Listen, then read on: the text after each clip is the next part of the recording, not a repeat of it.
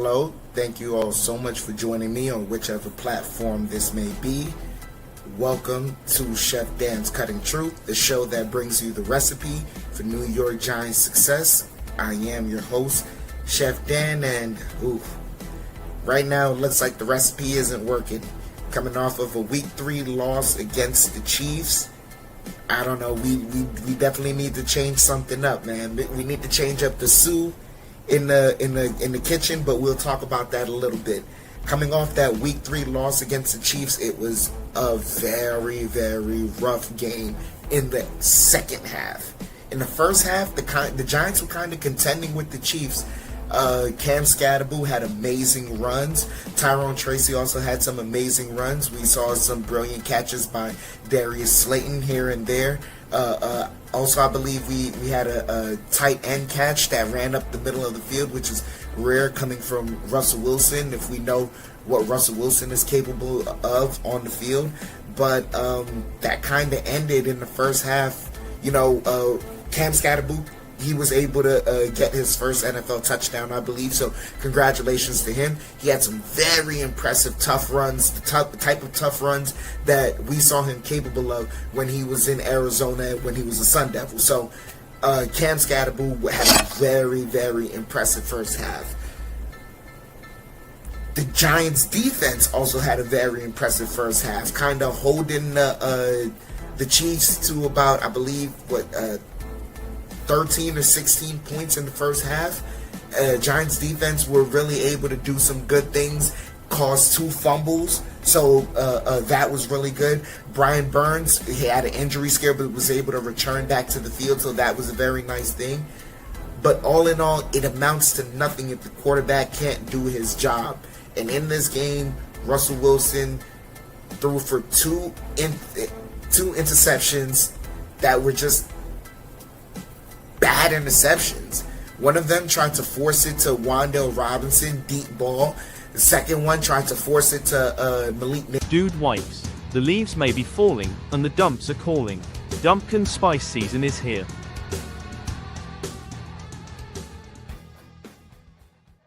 Nabers in the back of the end zone and in the back right corner of the end zone, and both times they were just Russ trying to force a deep ball, when clearly this game, the way they were covering Malik Nabers, they kind of gave him a triple team and would not let him win. And a lot of Giants fans had a lot of gripes about the coaching staff as far as we didn't get Malik Nabers the ball enough. But in those moments, that's why you have other receivers.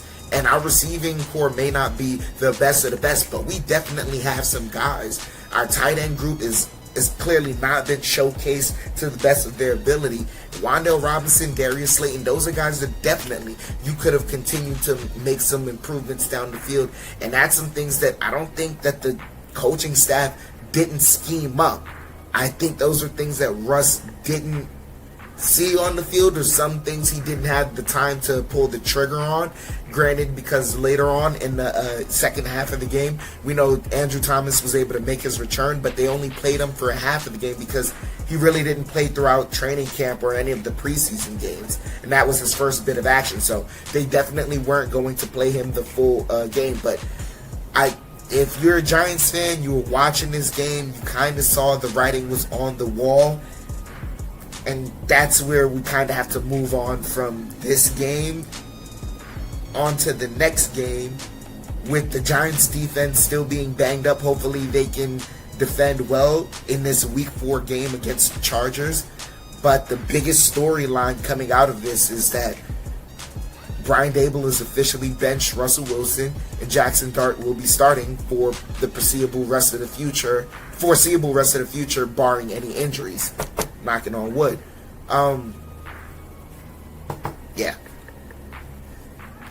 If you saw this game against the Chiefs, it was bound to happen, because this game, realistically, especially after Week 2 against the Cowboys, you definitely saw that type of game gave Russell Wilson, a lot more leeway. But the problem is 2 things. 1, this game against the Chiefs, and 2, the game that the Cowboys had versus the Bears, where Caleb Williams essentially did way better than Russ did. I think even more when you look at what he did as far as dissecting the Cowboys defense and the way that the Bears were able to take care of the Cowboys. I know early in the season, week to week, you're essentially giving the next team better tape to handle what's in front of them because to a certain degree, you're not going to change too much. Things are going to be static. But what the Bears were able to do against the Dallas Cowboys kind of... That chili cheeseburger has your guts bubbling and a stanktastic dookie is about to destroy any nostril in a 1,000-foot radius. But the worst part is the embarrassment of innocent bystanders smelling your bathroom atrocity. If only there was another way. Dude bombs to the rescue. Drop your deuce. Stroll out of the bathroom with confidence. Walk around like your shish, tea don't stank, literally. Dude wipes are available at thousands of retail stores across the country. Next time you make a grocery run, make a detour to the TP aisle and stock up on Dude wipes. It's your last chance to take 10% off the entire Dude wipes lineup. Use code FRESH10 on your next order. Dude wipes and the Sports Jedi Network channel, wiping the competition clean. Showcase that, yeah, you can hit the deep ball against a team like that and you can amass a whole bunch of yards and get some touchdowns because the Dallas Cowboys defense is suspect. But what you cannot have is a quarterback that doesn't read all three levels of the field. And that's what Russell Wilson unfortunately doesn't do well. And you kind of saw shades of this really in the Seattle days when he was when it was his last year under Pete Carroll, and a lot of times the fans were screaming, "Let Russ cook, let Russ cook." But like the way that the offense played itself out, it was either you hand it off to the running back, or he's taking some type of ridiculous deep shot down the field, or Russ's athleticism would allow it for him to do something magical.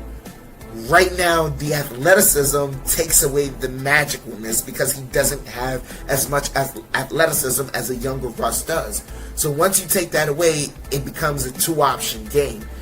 And these NFL teams are too good. They are too good for you to try and, do this or that, or have a limited quarterback that's only going to do two things without the ability truly to, affect the field with his legs or some other thing. You got to have a multitude of options, and Russ kind of limited himself there. It's a hand-in-hand a bit with the playbook, yeah, but Russ, we've seen this for 3 years now. He's not going to do that. So, with that being said, it's Jaxson Dart time. Giants defense, I hope, can build up a little bit more juice with the way that the offense plays, but at the end of the day, it's all going to come down to how this offense looks, because the offense affects the defense as well. This offense is going to be the biggest mystery, and hopefully Jaxson Dart gives us some juice. But this Chargers team is very, very tough. I believe they have the #1 defense in the league right now. They're 3-0 for a reason. They play really, really tough football, and it's going to be a tough task ahead of us. Do we guarantee a win? No, but can we look competent and consistent? That's the test for the Giants moving forward, because if you can do that and have something to build off of this Chargers game moving on to the next game, that's your biggest accomplishment right now. I'm not predicting a win. If we can get one, that'd be optimistically, great, but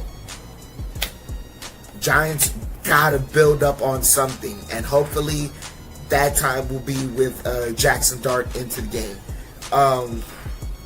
Once again, hoping for the best with the defense. Hopefully we get some players back. I know once again Micah McFadden's out, so we're still looking at Abdul Carter to play a bit of Mike linebacker, because Justin Herbert is also like, majority of the league has mobile quarterbacks. You need a capable spy, and that's what Abdul Carter is going to be. And hopefully he gets a little bit more comfortable in that role to where he can affect the game more than he did. He had a lot of effective plays throughout the Chiefs game, but hopefully he's getting just more and more comfortable with that role at the NFL level. But all in all, tough task ahead for the Giants. They're facing the Chargers. This is a big one, but they just need something to build off of. And that's all I'm hoping for. That's all we're hoping for. Praying, rooting for the kid. Let's go Jaxson Dart. Let's go Big Blue.